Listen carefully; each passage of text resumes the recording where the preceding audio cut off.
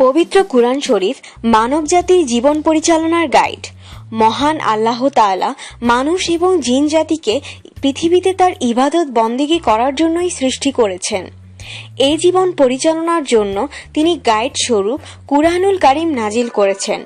কুরআনে মানুষের সব সমাধান রয়েছে।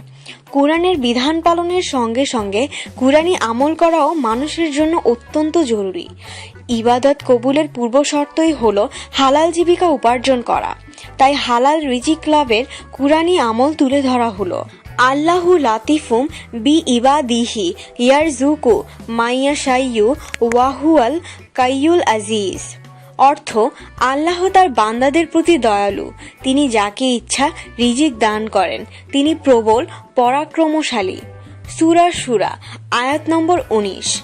আমল: প্রতিদিন সকালে নিয়ম করে একনিষ্ঠতার সঙ্গে 70 বার এ আয়াত পড়া। যে বা যারা নিয়মিত এ আমল করবে, আল্লাহ তাআলা ওই ব্যক্তির রিজিকের দরজা খুলে দেবে ইনশাআল্লাহ। আল্লাহ তাআলা মুসলিম উম্মাহকে তার বিধিবিধান পালনের সঙ্গে সঙ্গে কুরআনের উল্লেখিত আয়াতে আমলটি নিয়মিত করার তৌফিক দান করুন। আমিন। আমাদের সাথেই থাকুন এবং অবশ্যই সাবস্ক্রাইব করুন। ধন্যবাদ।